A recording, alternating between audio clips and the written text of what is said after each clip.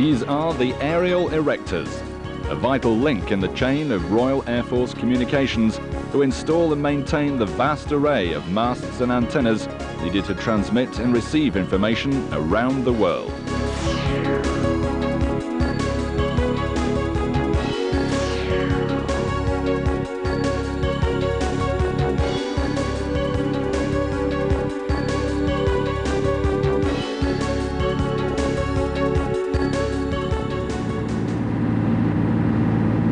In August 1995, a team of 8 aerial erectors arrived in Cyprus to build a 370-foot high communications mast. Their project had begun 2 years ago at RAFC, the Royal Air Force Signals Engineering Establishment at Henlow. Now, many months of complex design and planning were about to be realized, and they had just 2 months in which to complete the task.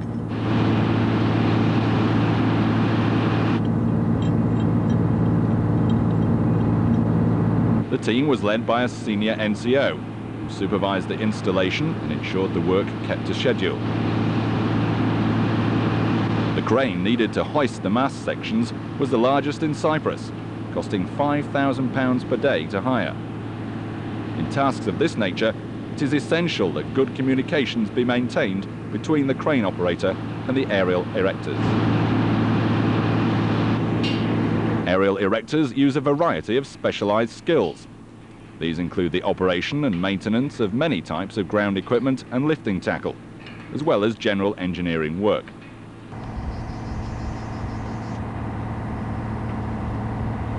Much of the work of the aerial erector takes place at height, making health and safety aspects of the job a vital consideration.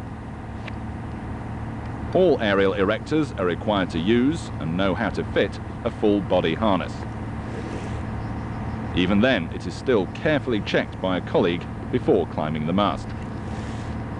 Well, the health and safety side of the task is all to do with climbing at heights.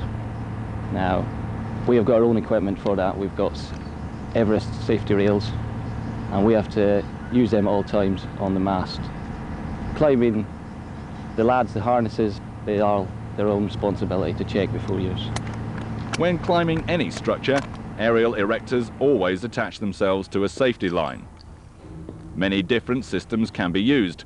On this mast, the tradesman is using the Everest fall arrest device.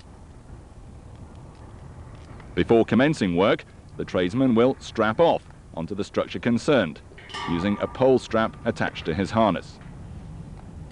Only then does he release the Everest fall arrest device. This leaves his hands free to work unimpeded.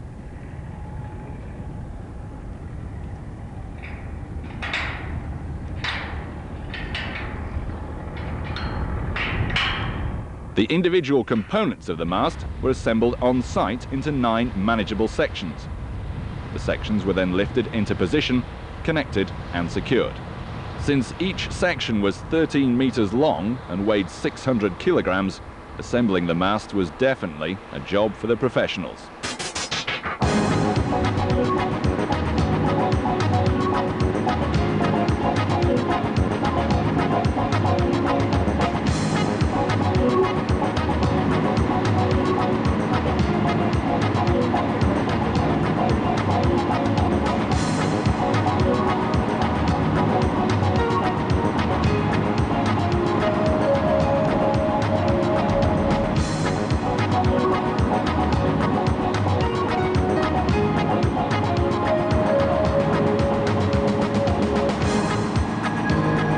Absolute coordination between crane operator, ground crew and the team up the mast was essential at this stage.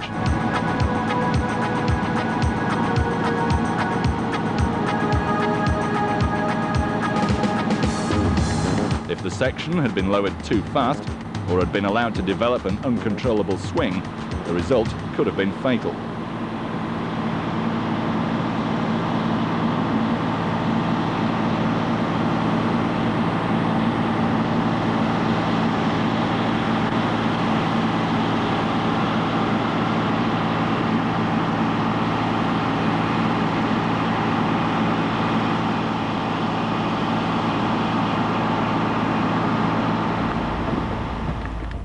Fastening the mast guy lines to the ground anchor points was an exacting task. Once the mast was erect, a theodolite was used to ensure that it was absolutely vertical throughout its length. Keep going.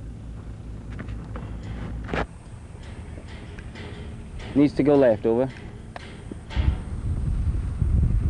In order to ensure that there were no unwanted twists or distortions in the mast, the guy lines were tightened to the correct tension using a strain gauge called a dynamometer.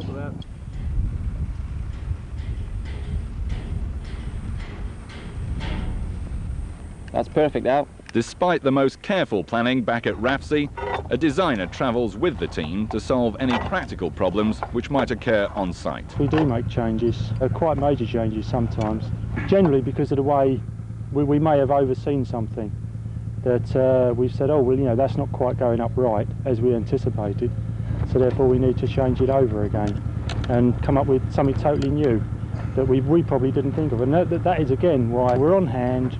We can give them a straight answer, yes or no. If we don't know the answer, then we can go back and say, right, we've got this problem. We're the people who can really sort it out a lot easier than they can. Okay.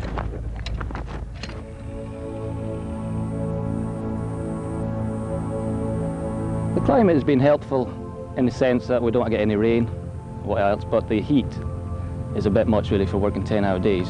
So the lads have to be very careful on what they drink, and the intake of water has got to be phenomenal for a job of this size.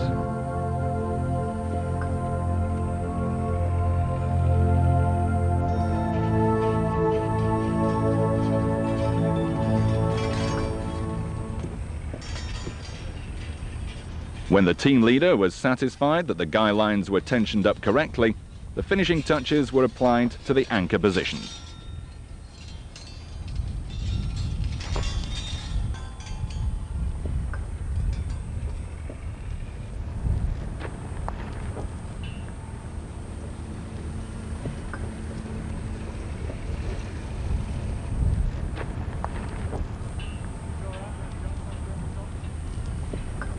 As well as the erection of the mast itself, the aerial erectors are responsible for installing associated equipment on the ground.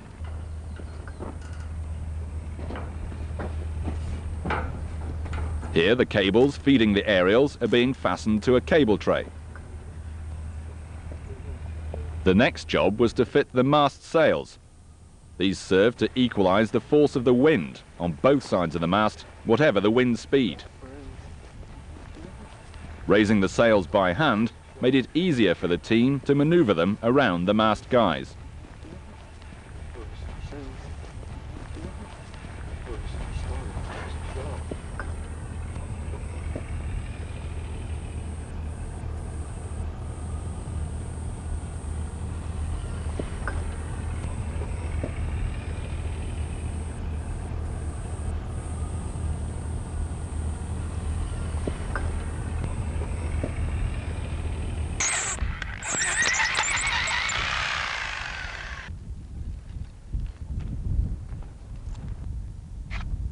On completion of the mast structure, the next task was to raise the antenna elements into position and attach them to the mast.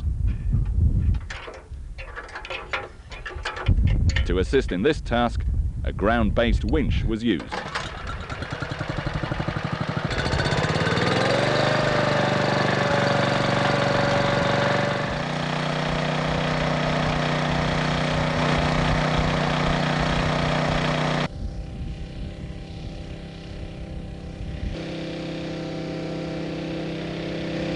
The antenna elements are relatively delicate and required extreme care during the raising and fitting procedure.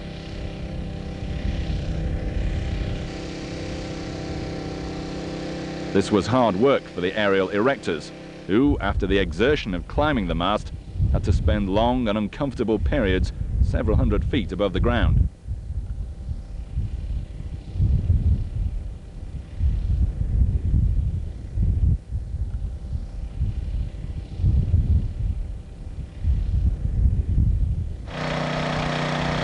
In addition to having a head for heights, aerial erectors have to be good team workers, employing common sense and initiative in a high-risk working environment. This installation involved extended working hours a long way from home. The rewards were well worthwhile, excellent team spirit and the satisfaction of a difficult job well done. The actual work's been good. It's real rigging.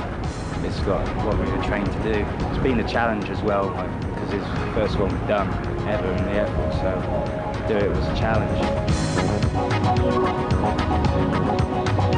We've been 7 till 4:30 most days, so we've been putting a lot of overtime in, and the weekends as well. It's the biggest one that the Air Force has taken on, and I've enjoyed it. It's been good to do it. But the job's gone well, we're ahead of schedule in fact. But what with using the crane, it made life easier.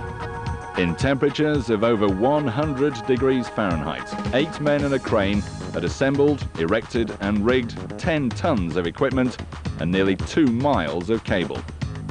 The 2-month job was finished 2 weeks ahead of the deadline. Hopefully the completion of this task will mean that more work of this sort will come our way.